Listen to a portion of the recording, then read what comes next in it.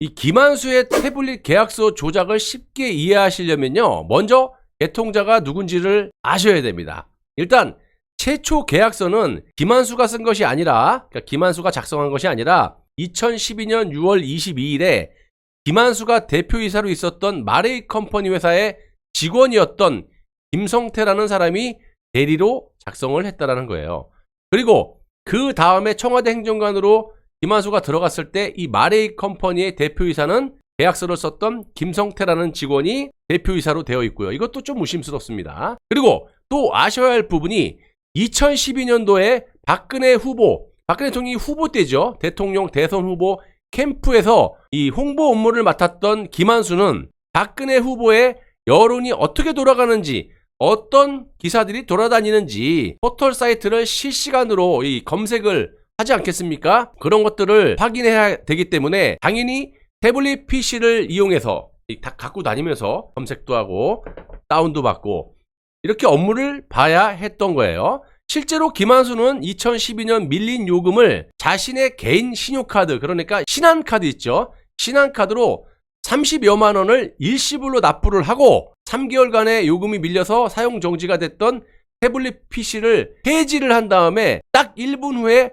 바로 태블릿 PC를 켜가지고 사용한 흔적들이 고스란히 밝혀져 있다는 거예요. 자, 그렇다면 2012년 개통 당시부터 통신요금 납부 내역을 알게 되면 누가 개통을 했고 누가 돈을 냈으며 어느 놈이 사용을 했는지 알 수 있는 거 아니겠습니까?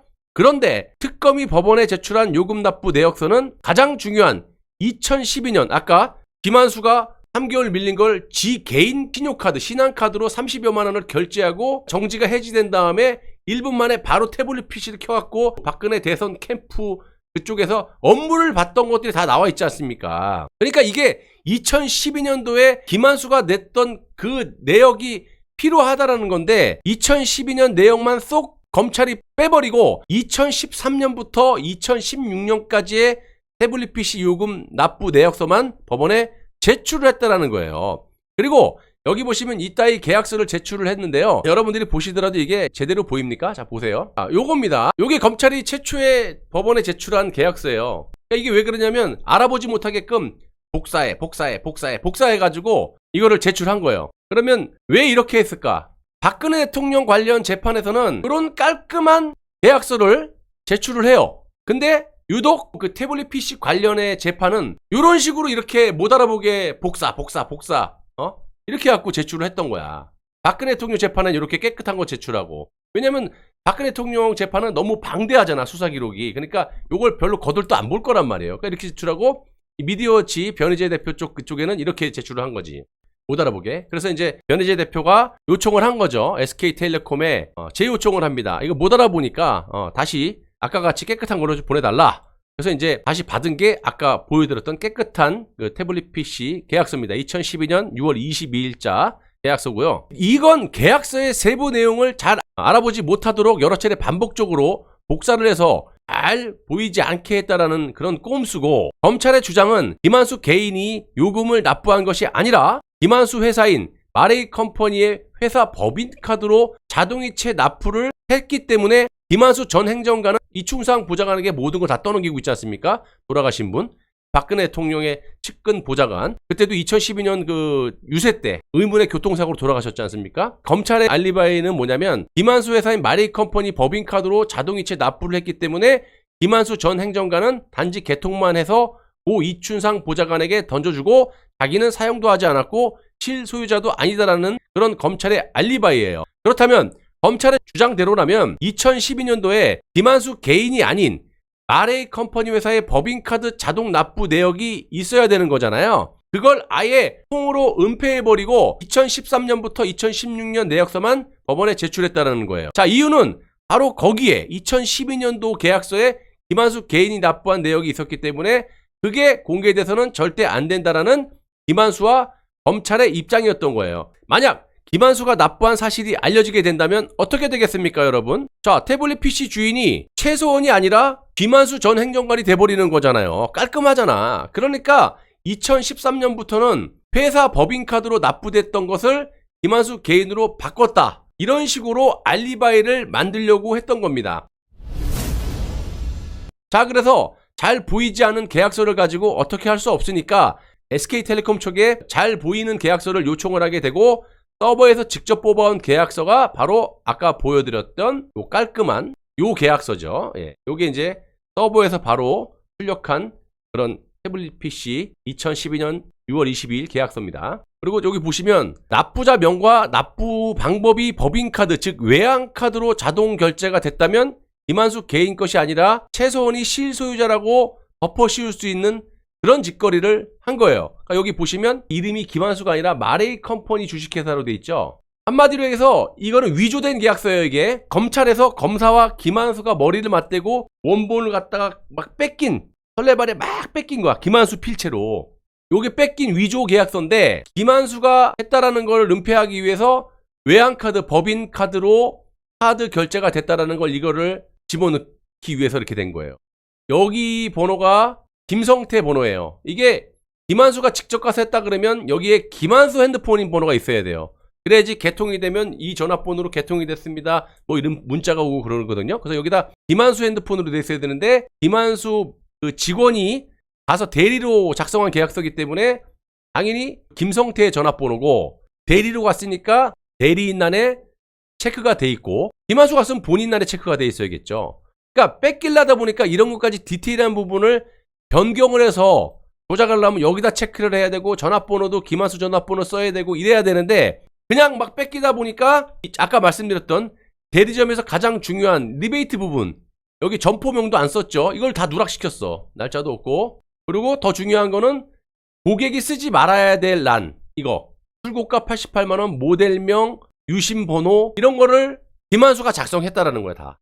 왜냐면 이거는 이따 말씀드리겠지만 이 모든 것들 필체가 김한수 필체로 다 감정 결과가 나온 거예요. 그래서 이게 실제 김한수 마레이 컴퍼니 직원이 김성태가 했던 대리할 대자를 사인한 거고, 요게 직원이 사인한 겁니다. 쓴 거예요. 김한수 지 대표이사를.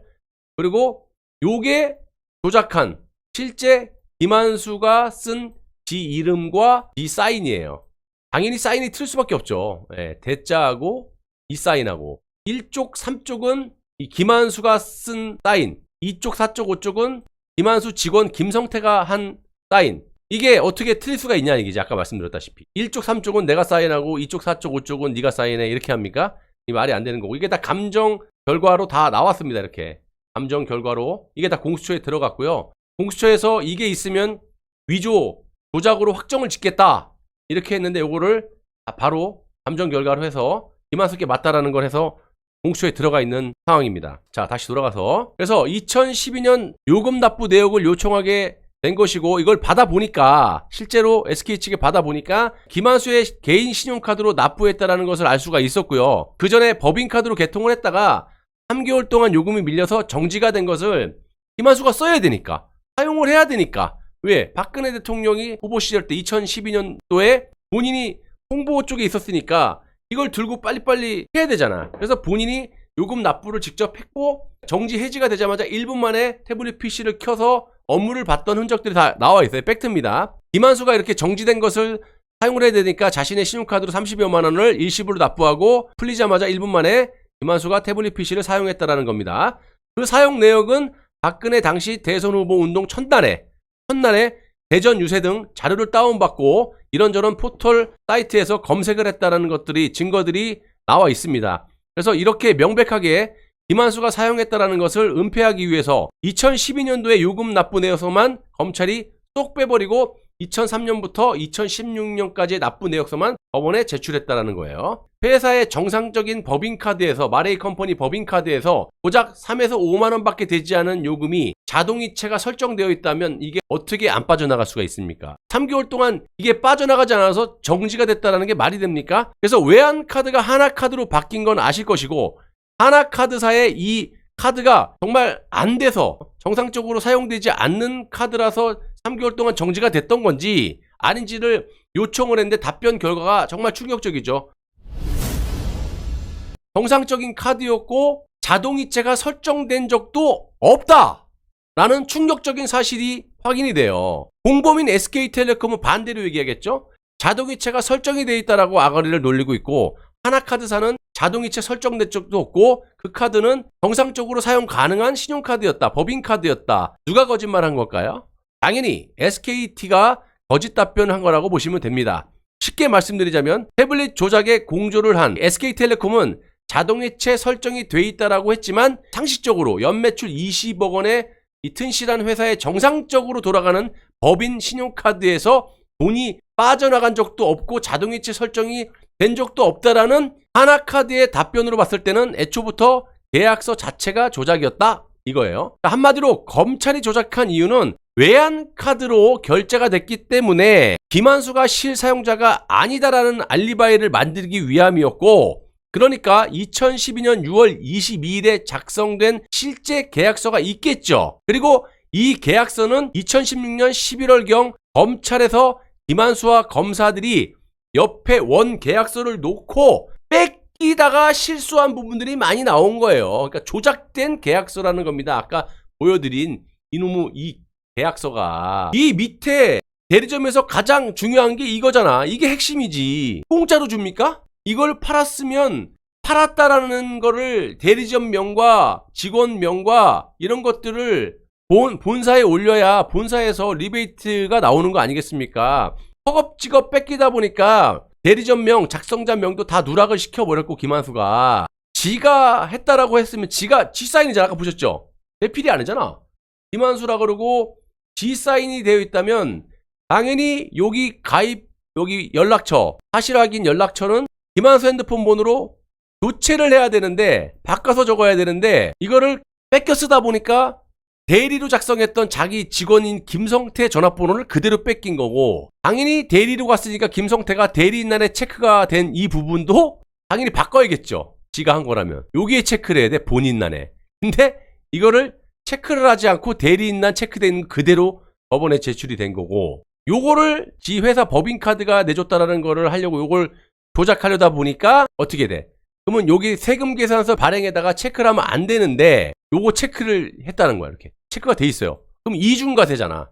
신용카드로 결제했는데 어떻게 세금 계산서를 발행을 해줍니까? 이중과세인데. 그러니까 이것도 말이 안 되죠. 그리고 아까 말씀드렸던 핵심은 요 부분은 절대 SK텔레콤 측에서도 회신이 이거는 절대 고객이 만지면 안 된다라는 걸 지네들도 얘기를 해요. 그래서 요거를 김한수가 다 뺏겨 쓴 거야. 직원이 있었던 거를 다 뺏겨 쓴 거야. 근데 이거를 왜 김한수가 뺏겨 썼다라고 말씀드릴 수 있냐면, 김한수가 썼던 필적조의 감정을 받아봤을 때 이게 딱 다 김한수가 작성한 것으로 나와 있다라는 겁니다. 그래서 얘네들이 나중에 이렇게 밝힌 게 이게 언제 거냐면 2012년 6월 29일로 되어 있고, 서두에 말씀드린 아까 조작된 계약서는 6월 22일이에요. 그러니까 대리점 직원이 대필했다라고 얘네들이 또 말을 바꾸려고 하니까 그걸 또 입증하려면 어떻게 돼? 또 다른 계약서를 갖고 와야 되잖아. 그래서 SK텔레콤이 새로 다시 갖고 온 조작된 계약서가 바로 뭐냐면 이거거든요. 요게 김한수가 조작했다라고 하니까 딱 다 직원이 대필을 한 거다라고 들고 나온 게 요건데, 여기에 써있는 모든 필체들이 아까 얘기했죠. 요거는 모델명이라든지 유심번호라든지 가격이라 이런 거는 절대 고객이 쓸 수 없다라고 SK텔레콤이 얘기했지 않습니까? 근데 SK텔레콤이 새로 갖고 온 조작된 계약서가 이건데, 여기에 써있는 이 필체도 김한수 필체하고 똑같다. 그러니까 쉽게 얘기하면 새로 올해 들고 나온 이 계약서도 검찰에서 받아왔는지 김한수가 조작한 계약서를 또 들고 나왔다고 말씀을 드리는 거예요. 또 사기를 친 거지 SK가. 그 여기 왜 이렇게 가렸겠느냐. 이 검정색 부분은 최대한 가린 거지. 왜냐면 필체가 들통이 나니까. 김한수가 쓴 게. 요거는 고객이 쓸 수 있는 부분이니까 빼고, 요 부분은 직원이 대필을 했다. 요렇게 갖고 온 것도 사기 조작 계약서다. 왜? 여기 다 통틀어 있는 이 모든 필체가 조작된 태블릿 PC 계약서하고 똑같은 필체라는 게 감정 결과에 다 나와 있어요. 이게 감정 결과가 나온 거야. 동일하다. 김한수 필체로. 그러니까 아까 김한수가 작성한 위조 계약서는 2016년 11월 탄핵 정국 때 위조를 한 거고요. 이 소송을 작년 2021년 말경에 했는데, 올 3월에 아까 보여드린 SK텔레콤 직원이 대필했다고 거짓말하러 갖고 나온 그 계약서마저도 김한수가 작성된 똑같은 조작된 계약서라는 겁니다. SK텔레콤이 빼박이에요. 두 개의 계약서가 김한수의 필체와 똑같다. 이게 팩트고 검찰에서 받아온 거겠죠? 한마디로 SK텔레콤이 김한수의 필적 감정 결과를 가지고 있다는 것을 모르고 또다시 사기치다가 딱 걸린 사건이라고 말씀드릴 수가 있겠습니다.